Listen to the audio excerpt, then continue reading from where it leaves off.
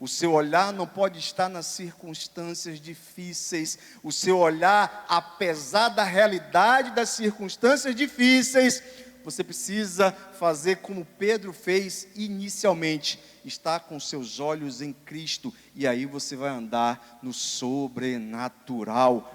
Cuidado, porque o diabo não brinca de ser diabo. A gente que muitas vezes brinca de ser crente, mas o diabo não brinca de ser diabo.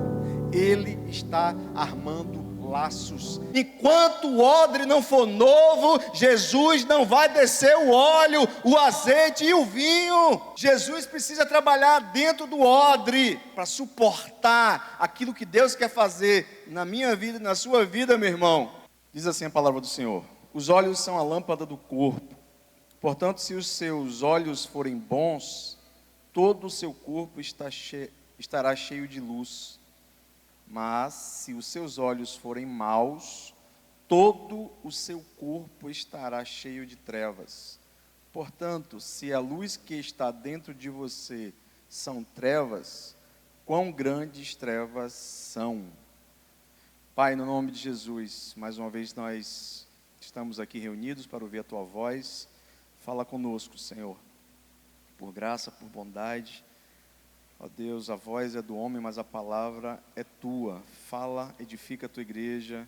Nós estamos aqui porque o Senhor, meu Pai, é aquele que alimenta o nosso espírito através da Tua palavra. Edifica-nos, alimenta-nos, é isso que eu te peço. E você que crê diz amém. Glória a Deus. Aleluia. Queridos, Mateus capítulo 6, Jesus inicia uma narrativa falando acerca de tesouros, riquezas, de prioridades e da impossibilidade de uma pessoa servir a dois senhores. E ele fala acerca da riqueza ser um Deus e impedir muita gente de entrar nos céus. Jesus disse que é impossível alguém servir a dois senhores. Jesus fala da motivação do coração do homem. No capítulo 6, quando alguém der esmola, dê com uma mão e que a outra não saiba. Se alguém for orar, que ore no secreto, feche a porta, porque o Pai Celeste o recompensará.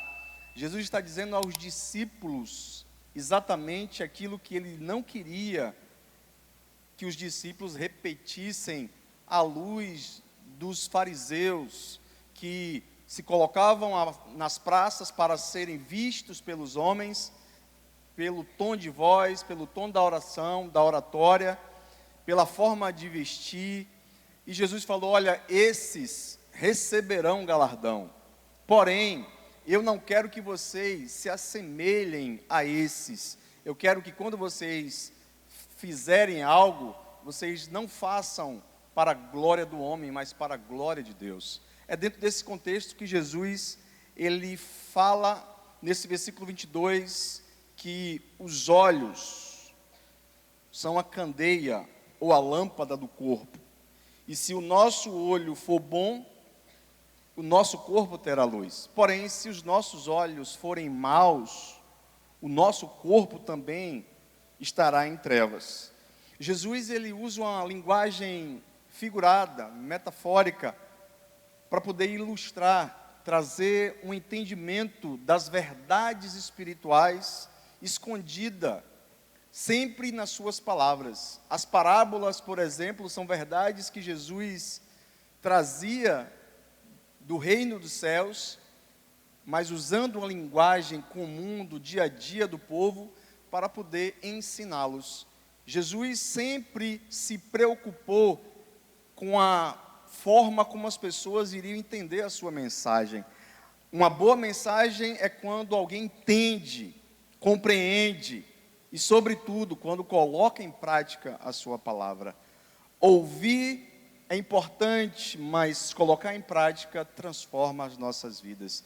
E Jesus dizendo justamente isto: os olhos bons terão uma consequência boa, mas os olhos maus terão uma consequência ruim. Porque os olhos ali direcionam a intenção do nosso coração. A lâmpada ali é uma forma de Jesus dizer que os olhos servem como portais. Alguém disse que a janela dos olhos, ou melhor, os olhos são as janelas da alma. E essa é uma verdade, porque o que Jesus está dizendo aqui é mais ou menos o que a ciência descobriu há cerca de 1000 anos depois de Cristo, quando entendeu a base de experimentos que a luz consegue adentrar os nossos olhos e a energia ali é transformada, que vai para o nosso cérebro e nós conseguimos enxergar. Olha como Jesus ilustra isso dentro de uma perspectiva espiritual, dizendo que os nossos olhos são portas espirituais, que nós acessamos lugares, ambientes, e que muitas vezes podem nos abençoar, mas também nos amaldiçoar. É sobre isso que a gente vai falar nessa noite. Muitos personagens bíblicos, por conta daquilo que viram, desejaram, melhor, viram, pensaram, desejaram, consumaram e, consequentemente, houve algo terrível em suas vidas. Muitas pessoas têm caído por conta daquilo que têm visto. Muitas pessoas têm se prendido a coisas que, infelizmente, não geram luz no seu corpo. Um autor chamado Rick Warren, autor do livro Uma Vida com Propósito, ele diz o seguinte, que aquilo que prende a sua atenção prenderá você. Aquilo que prende a sua atenção prenderá você. Assim foi com Davi, quando ele prendeu os seus olhos em Batseba.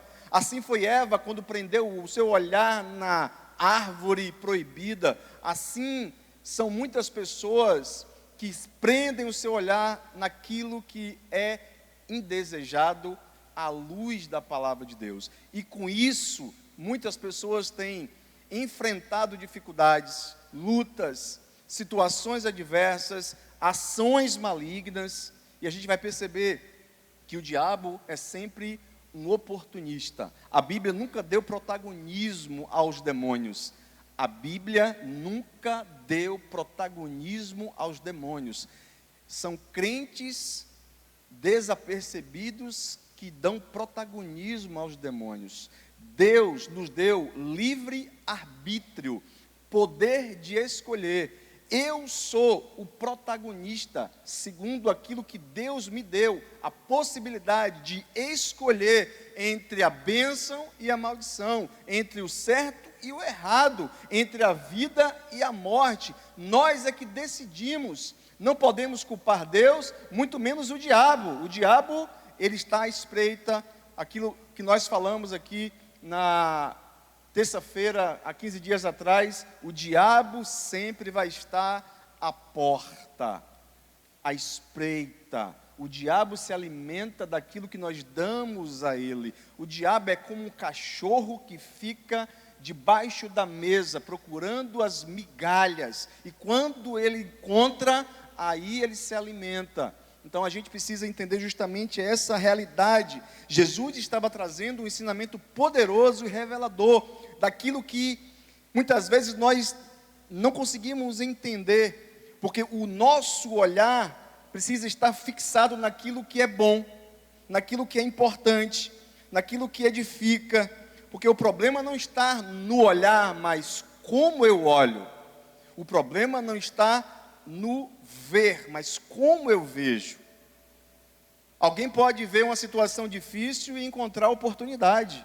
Alguém pode passar por uma situação adversa e perceber que ali Deus está dando oportunidade para ele crescer. Porque situações adversas, para quem entende o poder e o propósito de situações difíceis, sempre vai culminar em maturidade, em crescimento emocional, espiritual. Sempre Deus se utilizou das circunstâncias para forjar o homem. Então, quando a gente entende essa perspectiva, a gente começa a crescer em Deus, a gente começa a se elevar em Deus. Eu falei aqui que Deus trabalha com níveis. Deus é Deus de níveis. vez. Quando eu passo pelo nível, Deus quer me colocar no segundo nível, e assim sucessivamente. Mas quando eu não entendo aquilo que Deus está propondo, eu fico como o povo de Israel no deserto, eu fico rodeando, perdendo tempo, por não entender o propósito de Deus. Lembra dos espias? Os espias tinham a possibilidade de viver as promessas de Deus. Os espias tinham a possibilidade de entrar na terra que Deus havia prometido aos seus ancestrais, ao Deus de Abraão, Isaque e de Jacó. Foi assim que Deus se revelava nas Escrituras. Então, aquele povo estava na iminência de entrar na terra prometida, mas a incredulidade, a forma como eles enxergaram a terra e os moradores dela, impossibilitaram. Porque não é o que eu vejo, mas como eu vejo. O que é que você está vendo? O que é que você tem vivido e o que é que tem te alimentado a partir disto? Porque todos nós aqui passamos por situações adversas. Todos nós aqui enfrentamos dificuldades. Todos nós aqui enfrentamos lutas. Porque a Bíblia fala que no mundo nós teríamos o quê? Aflições. Mas é a forma como nós enxergamos as coisas que pode mudar a nossa realidade. É a forma como nós enfrentamos essa situação. Então a Bíblia vai falar justamente sobre isso. Paulo, escrevendo aos Coríntios, na segunda epístola, capítulo 5, versículo 7, ele disse: não andamos por vista, e sim por fé. Andamos por vista e não por fé. Isso aqui é algo interessante, porque se nós entendermos o conceito de fé, fé não é ignorar as circunstâncias, não é ignorar o que está diante dos seus olhos naturais, mas fé significa que aquilo que eu estou vendo não pode me impossibilitar de continuar crendo no Deus que fez a promessa. Deus fez a promessa e Ele vai cumprir porque Ele é fiel. Amém? Você está aqui? Glória a Deus. Deus é fiel para cumprir todas as suas promessas. Isso é uma verdade. Então, a questão toda aqui é o que nós estamos nutrindo, alimentando, colocando diante dos nossos olhos, visto que os olhos são como portais. Aquilo que nós desejamos hoje não foi por acaso. Não foi por acaso, foi algo que a gente primeiro olhou. Quando nós olhamos, nós interpretamos, nós analisamos, nós percebemos. E aí, o que vai determinar a forma como você olha é o que está dentro de você. Se você tem uns olhos bons, certamente você vai conseguir tirar do bom tesouro coisas boas. Jesus disse que você não pode tirar do tesouro coisas boas sendo maus. Jesus dizendo justamente ao contexto ali dos fariseus, que estavam denunciando ele, porque dizia que Jesus estava expulsando demônios por um espírito de Beelzebu. Jesus falou: como vocês podem oferecer ou dizer coisas boas sendo maus? Vocês jamais poderão fazer isso, porque é antinatural, porque vocês são raça de víboras. Jesus pega pesado ali com os religiosos, porque os religiosos sempre se preocuparam com o externo, Jesus sempre se preocupou com o interno. Jesus primeiro transforma pensamentos, para que depois, a partir disso, os meus comportamentos possam ser mudados. Jesus sempre tratou dessa forma, Jesus sempre abordou as pessoas dessa forma, Jesus nunca condenava, Jesus muitas vezes, ele procurava entender o que é que aquela pessoa estava passando. E nós, como seres humanos, muitas vezes nós julgamos primeiro, para entender depois. Queremos compreensão, mas não somos pessoas que compreendem. E aqui a gente, à luz do Evangelho, e aqui eu estou falando sobre o Sermão da Montanha. O Sermão da Montanha é do capítulo 5 ao capítulo 7 de Mateus. O Sermão da Montanha é como Deus pensa, é o que Deus deseja para os seus discípulos. O Sermão da Montanha é a ética do reino, a moral, a forma como Deus quer que a gente se comporte, como a gente haja, como a gente pense. Aqui a gente percebe como o Sermão da Montanha, nas palavras de Jesus, ele é poderoso para nos transformar não só a forma como nós pensamos, porque o ponto de partida é o que nós vemos, né? É o que nós vemos. Então, os olhos podem produzir uma vida iluminada. Jesus disse: se os teus olhos forem bons, todo o teu corpo terá luz. Versículo 22. Um olhar saudável, espiritualmente, produz uma perspectiva completamente diferente acerca da vida, porque a gente passa a compreender de uma forma completamente nova à luz do Evangelho. Ou seja, a gente olha uma pessoa e a gente consegue olhá-la com misericórdia, com amor, com compaixão, porque isso vale muito daquilo que está dentro de nós. O que está dentro de nós reflete as ações que nós temos. Como Jesus disse, a boca fala o que o coração está cheio. Então, o que muda nossas vidas é a compreensão de quem somos, não por fora, mas por dentro. É aquilo que nós estamos alimentando. Então, Jesus disse que nem só de pão viverá o homem, mas de toda a palavra que sai da boca de Deus. A Bíblia, queridos, é o mapa que nos levará à eternidade. O mapa que nos consolida no caminho da eternidade. Jesus disse que ele era o caminho, a verdade e a vida. Ninguém iria para o Pai se não fosse por intermédio dele. Então a Bíblia nos mostra como é que nós devemos nos comportar. E todo comportamento, como eu disse, passa por aquilo que nós enxergamos. Então aqui a gente percebe uma situação em que os olhos maus podem acabar nos levando para viver uma vida em trevas. Trevas não é só um estado, mas trevas também fala de ignorância. Deus falando através do profeta Oséias, capítulo 6, ele fala, capítulo 4, versículo 6, ele fala que o meu povo perece por falta de conhecimento.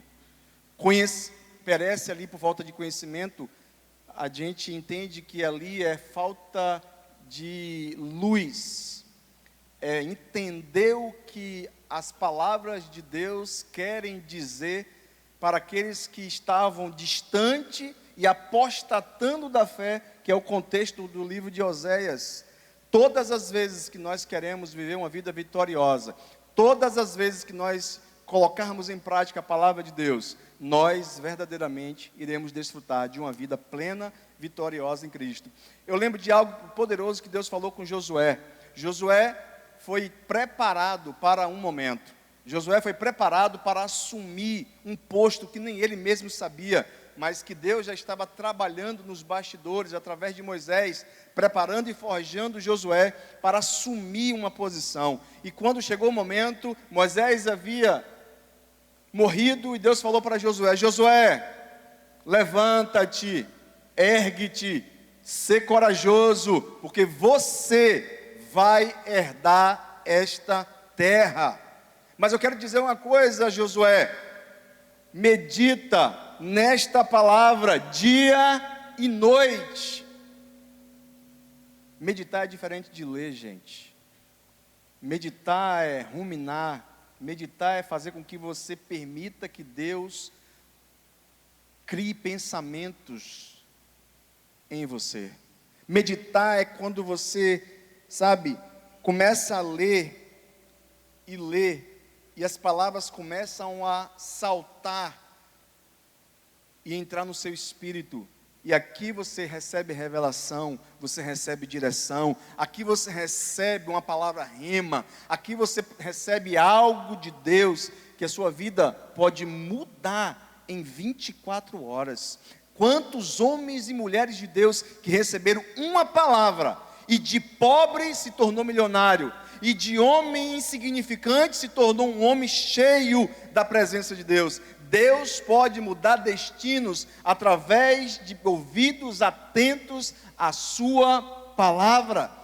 Eu não sei se você está entendendo o que Deus está falando conosco aqui.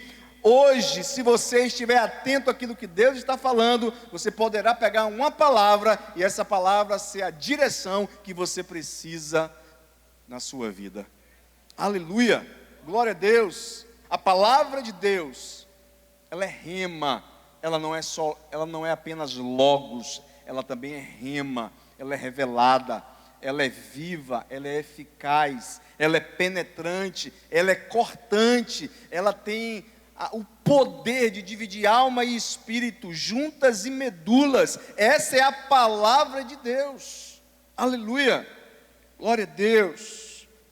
Então, observe como isso aqui é importante. Olhos maus podem encher a vida de trevas, ou seja, aquilo que eu estou alimentando, porque o que eu desejo, eu alimento.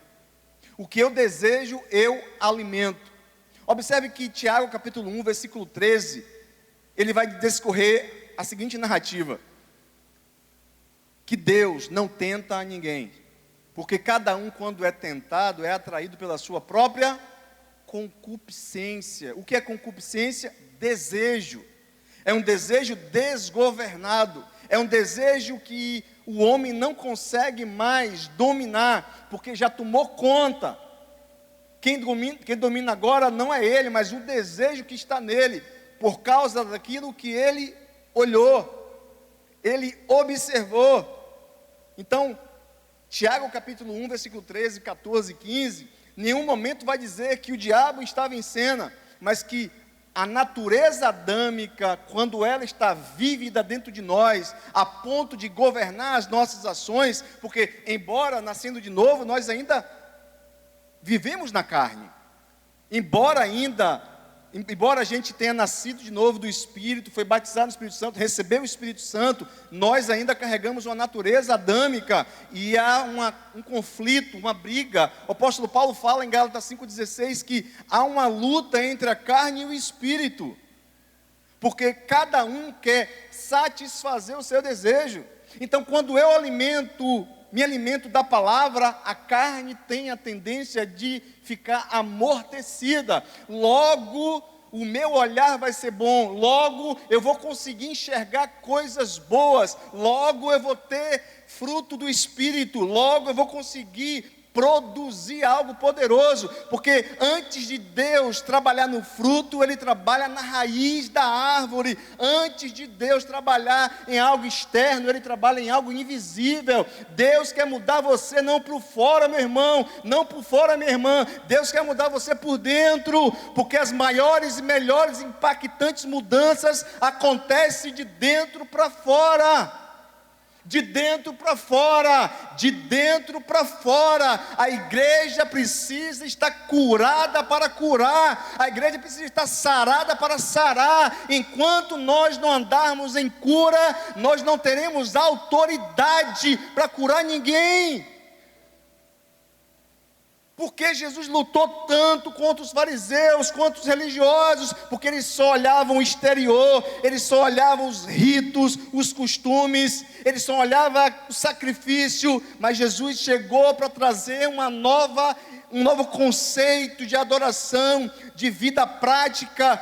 Jesus não é uma religião, Jesus é um estilo de vida que me muda de dentro para fora, meu irmão. De dentro para fora, minha irmã. Tem crente aqui, gente? Meu Deus do céu. Cadê Tiago, Labareda? Vocês gostam de... Aleluia. Eu não tenho uma voz de Tiago assim, não. Gente, observe isso. Eu estive em Curitiba. Em Curitiba acontece um evento, não só nacional, mas mundial, porque vem pessoas de todas as nações se congregam ali.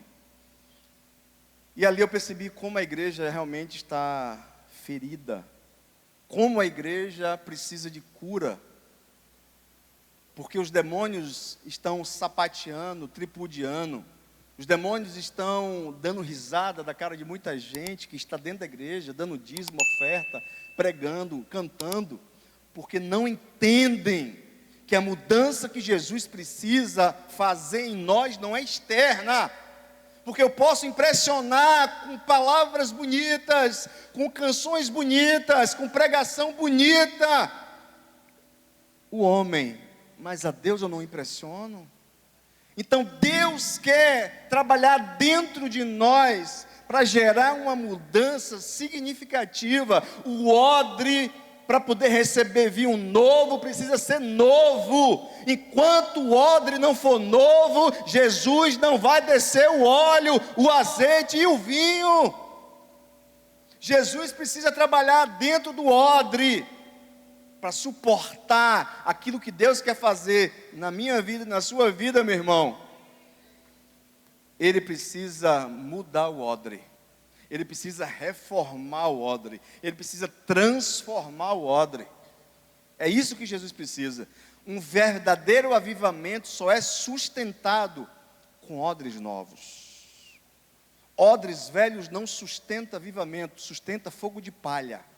É por isso que a gente vê muitos fogos de palhas ali, aqui e acolá, mas não sustentam uma transformação genuína, não sustentam um caráter transformado. Avivamento, quando ele transforma caráter, aí sim é autêntico, veio do Espírito Santo. Enquanto não vivermos algo transformador, isso não é avivamento, é fogo de palha, que acende, apaga.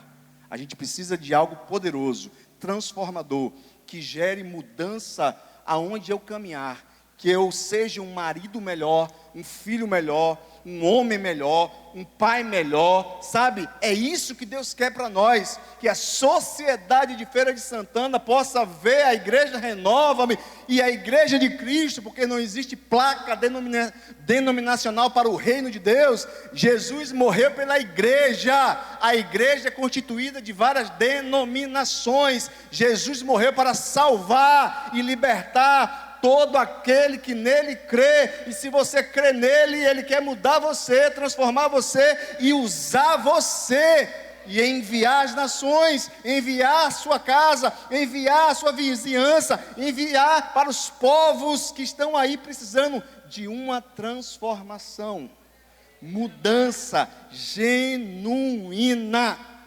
O mundo precisa conhecer homens à semelhança dos discípulos que chegavam nas cidades, e o apóstolo Paulo ouviu em uma determinada cidade: esses homens têm transtornado o mundo, têm mudado culturas, realidades, ambientes, atmosferas. Deus quer usar a mim e a você, para que isso seja uma realidade aqui também, em Feira de Santana, que um dia vai ser de Jesus. Amém, gente? Então, se os nossos olhos forem bons, a gente vai ter misericórdia, a gente vai entender que as circunstâncias, apesar de serem difíceis, eu tenho fé, eu tenho confiança, eu sei que em Deus eu vou agradecer as conquistas, eu vou ser grato a tudo aquilo que eu puder receber de Deus e também não receber, porque a Bíblia fala que em tudo nós devemos dar graça, recursos nós devemos ter responsabilidade. Então, quando nós temos um olhar bom, reflete no nosso corpo, reflete na nossa alma. Observe que os olhos, Jesus meio que faz um trocadilho aqui com o coração. Jesus, ele usa os olhos para falar de algo interior. Ele fala de algo mais profundo. Ele fala de algo que é a sede onde as mudanças começam a acontecer dentro de nós. Então, o olho aqui é uma figura de linguagem para Jesus trazer um ensinamento poderoso para mim e para você.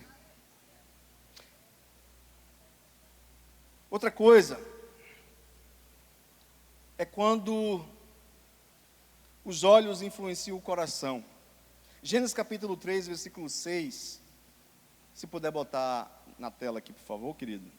Gênesis capítulo 3, versículo 6. existe um texto que retrata exatamente a forma como Eva olhou. E vendo a mulher, e o quê? Vendo a mulher, que aquela árvore era boa para se comer e agradável aos olhos, tomou do seu fruto e comeu. Primeiro Eva o quê? Viu. Depois desejou. Depois tomou. A ação é uma consequência natural daquilo que eu desejo, daquilo que eu penso. Então, existe um ciclo, situação diante daquilo que eu vejo. Gera pensamentos que geram uma atitude, ou um desejo e que geram uma atitude. Então, é tudo isso que nós precisamos entender nessa noite. O diabo, o nosso adversário, ele sabe qual é a nossa fraqueza. Ele sabe exatamente qual é a nossa fraqueza. E ele vai justamente colocar e criar situações para que a gente possa morder a isca, para que a gente possa pegar naquilo que não é para pegar. Deus disse a Eva e a Adão: comam de tudo que está no meio do jardim, porém, não coma da árvore do conhecimento do bem e do mal. Observe que Deus não impôs isso. Observe que Deus apenas liberou uma palavra, dizendo para eles não comerem. Mas a serpente, que é astuta e que veio de uma forma completamente diferente, porque a serpente era algo comum ali no convívio de Eva e de Adão, porque existiam vários animais, mas a serpente agora estava falando e conduzindo Eva a um local perigoso. Que local é esse, Valdeir? É o local quando nós duvidamos da palavra de Deus. Todas as vezes que você for encurralado, confrontado, para você negociar aquilo que Deus está dizendo para você não negociar, fique atento. O bote já está armado. E se você morder a isca, você vai amargar o fato de estar distante de Deus. Assim foi a vida de Adão e Eva. Infelizmente, depois que Eva viu, desejou, comeu, acabou que ela perdeu, juntamente com Adão, a oportunidade de viver uma vida completamente diferente daquilo que eles viveram. Mas para a gente finalizar, concluindo aqui, quando o olhar alimenta o desejo, o exemplo é 2 Samuel capítulo 11, versículo 2 ao 4. Davi viu a mulher tomando banho, Davi observou, Davi estava em um local que naquele momento, naquela ocasião, naquela época não era para os reis estarem no seu palácio, e sim na guerra, no fronte de batalha. Davi decidiu descansar e o laço foi armado e Davi acabou caindo no laço. Ninguém cai no laço da noite para o dia. Ninguém cai no laço da noite para o dia. Existe uma construção, existe algo que está sendo arquitetado, e o diabo, ele vai fazer semelhante a uma rã, que muitas vezes você pode botar ela numa água fria, dentro de uma panela, e você liga o fogo, e ela está ali, daqui a pouco, ela é cozida, sem perceber que está sendo cozida, justamente porque ela se acostumou com aquele ambiente. Quantas pessoas têm se acostumado com ambientes insalubres espiritualmente? Quantas pessoas que têm se acostumado em ver coisas que Deus está dizendo não veja, de tocar em coisas que Deus está dizendo não toque, em fazer coisas que Deus está dizendo não faça, e aí é que mora justamente o perigo.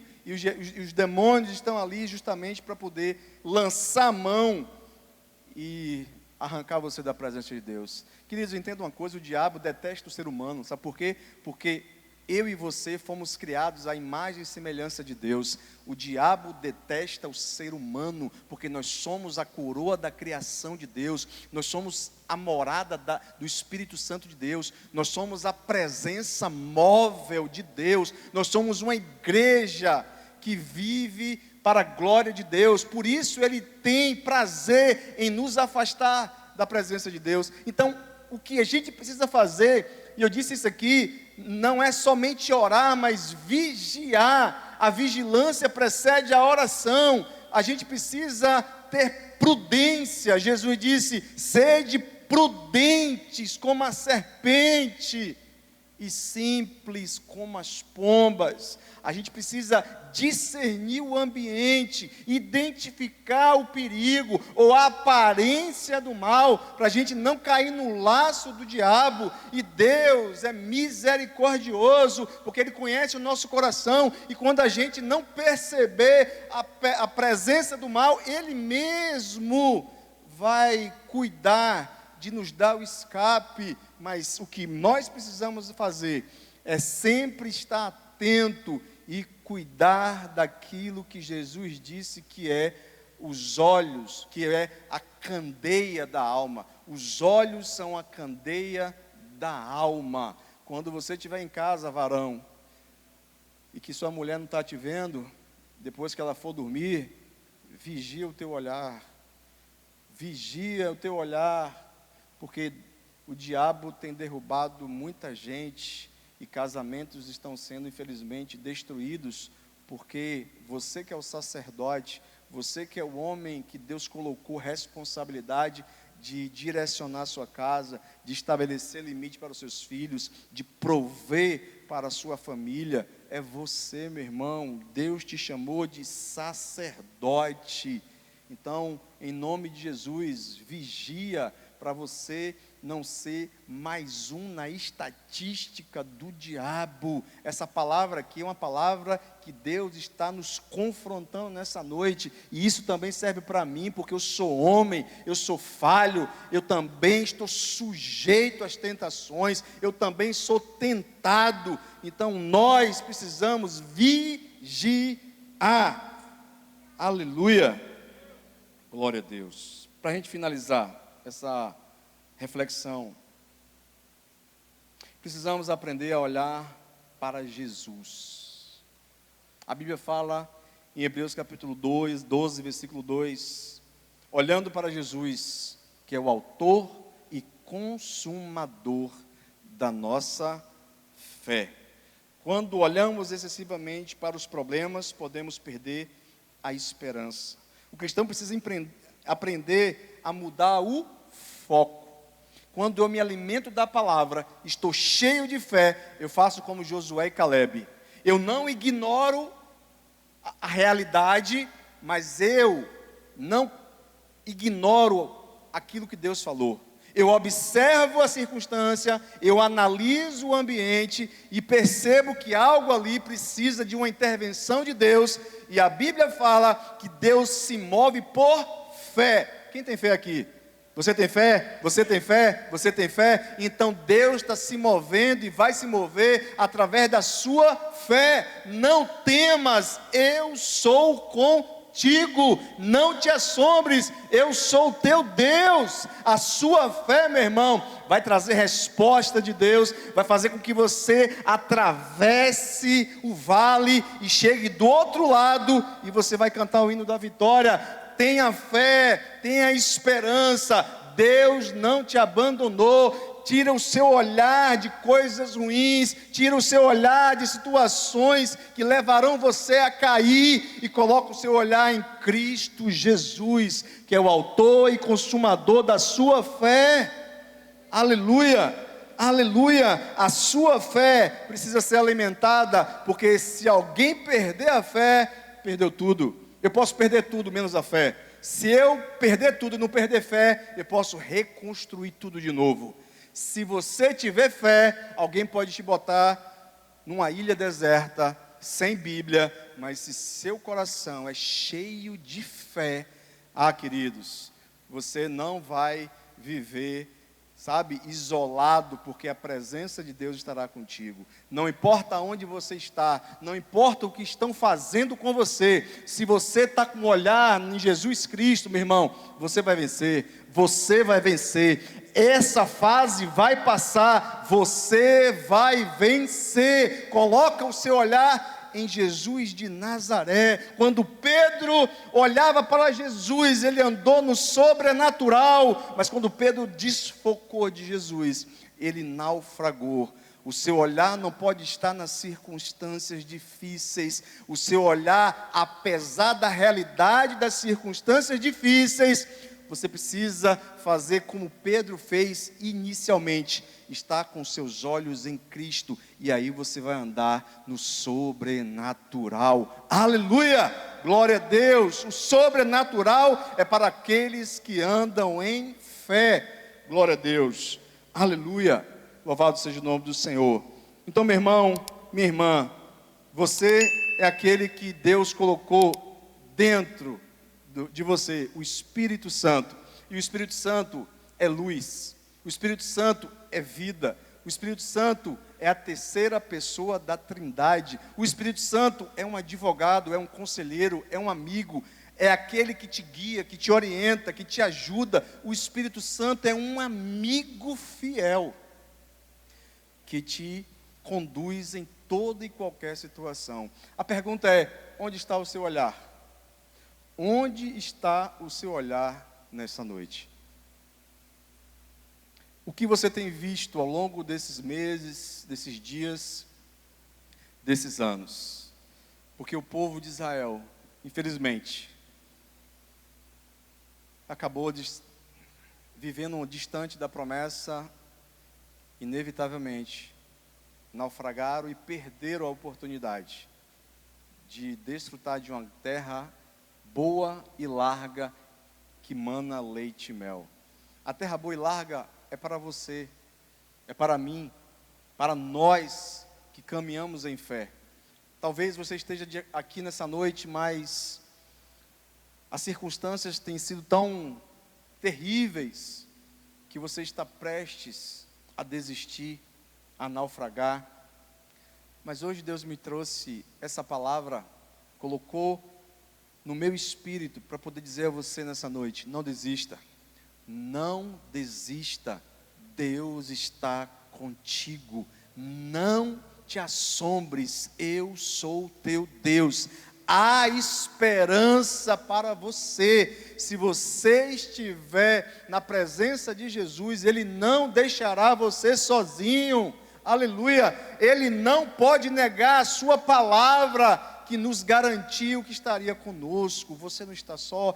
Talvez você possa estar só fisicamente, mas espiritualmente os anjos de Deus estão te guardando, estão protegendo você, a sua casa. Você crê nisso, meu irmão? Você crê nisso, minha irmã? Jesus está contigo. Levanta a sua cabeça, erga os seus olhos, olha para Jesus, porque Ele está te sustentando.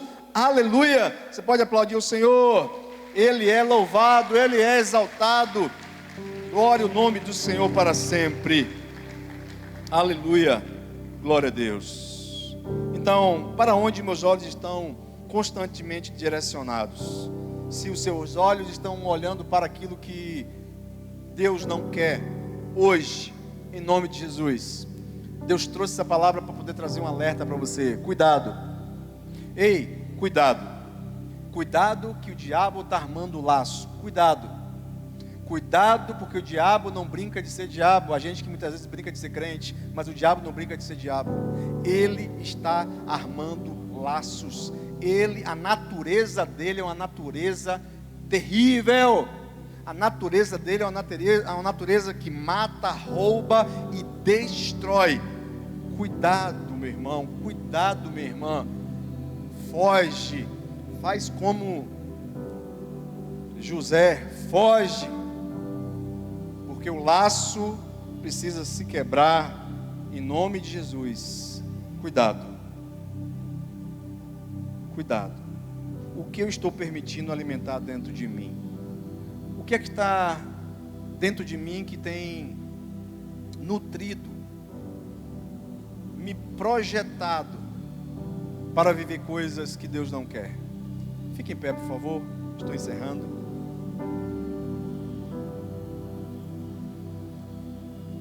Você está olhando mais para os seus problemas ou para Deus? O que é maior, os seus problemas ou Deus? Quem é maior, Deus ou os seus problemas? Se Deus é maior, então não coloque os seus problemas no lugar que Ele não deve estar. Coloque Deus no lugar que Ele deve estar. O problema é que a nossa fé muitas vezes é circunstancial. Se eu estou bem, eu tenho fé. Se eu estou bem, eu estou alegre. Se eu estou bem, eu sou grato. E muitas vezes Deus tira o controle da nossa mão, porque a gente só funciona com controle. Aí Deus muitas vezes tira o controle. Sabe por que Deus tira o controle?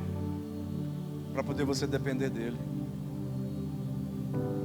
Deus é especialista em tirar controle das mãos dos seus filhos, para poder ensinar você a ser completamente dependente dele. A sua e a minha fé não podem ser circunstanciais, porque isso não é uma fé autêntica, genuína.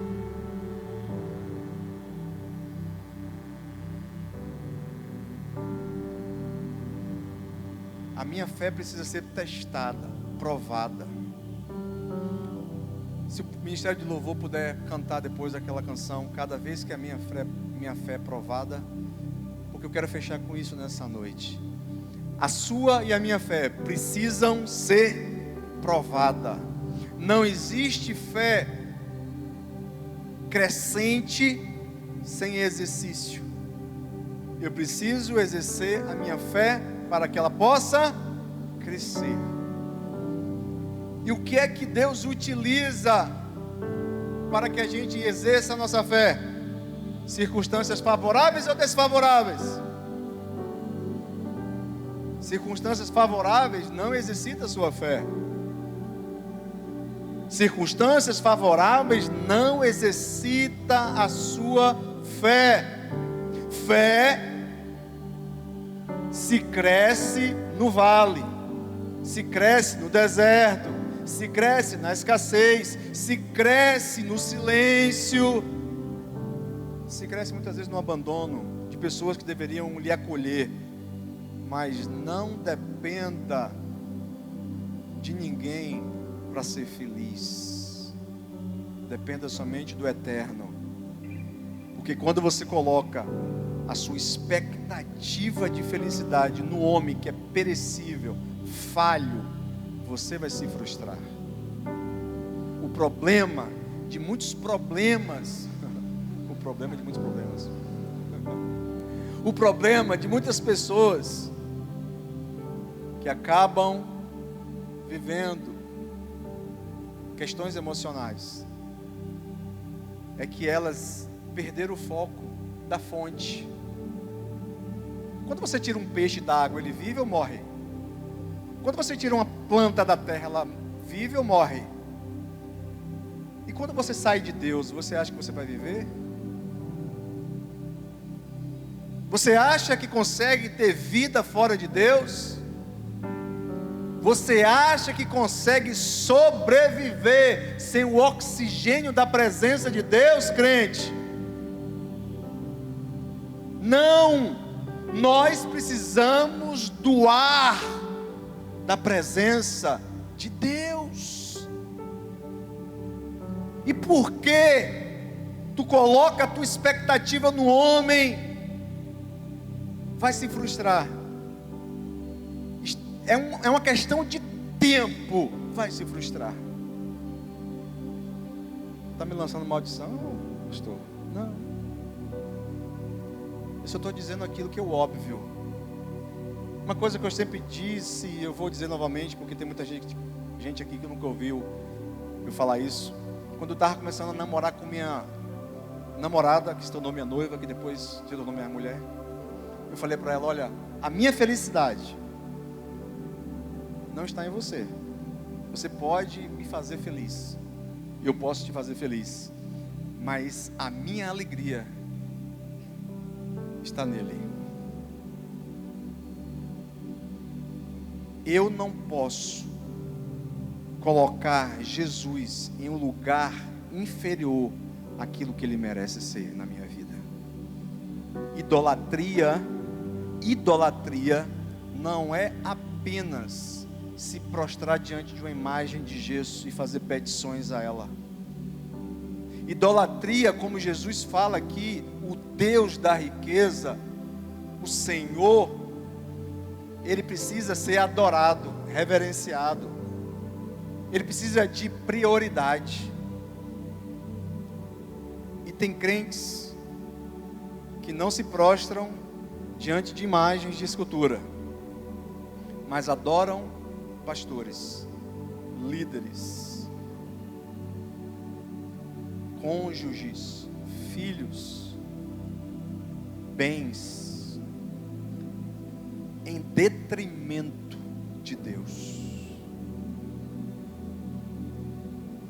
Deus é exclusivo. Deus é exclusivo.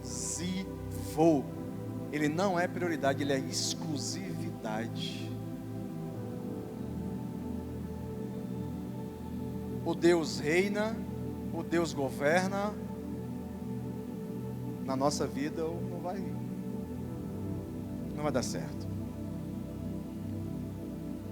Não vai dar certo. Então, meu irmão, talvez você entrou aqui hoje e está fora da fonte.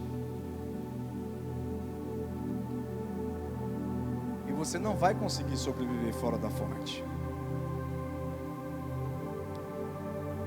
Eu quero te fazer um convite nessa noite. Eu queria que o pessoal do louvor cantasse essa canção, Cada Vez Que a Minha Fé é Provada. Enquanto você que ouviu a pregação nessa noite, e você um dia estava na fonte, mas você se afastou, ou você nunca esteve bebendo dessa fonte. Jesus disse para a mulher samaritana: mulher, enquanto você buscar água desse poço, você tornará a ter sede. Mas se você beber da água que eu lhe der, se fará em você uma fonte a jorrar para a vida eterna. Jesus estava dizendo: poço não sacia a sede, fonte, eu sacio a sua sede. A escolha é sua nessa noite. Você quer continuar bebendo do poço que você sempre vai ter sede, ou você quer ir na fonte, na água viva, que vai fazer em você uma fonte a jorrar para a vida eterna? A escolha é sua. Eu quero que você cante essa canção, alimente a sua fé nessa noite, e você saia daqui cheio de esperança de dias melhores. Deus está contigo.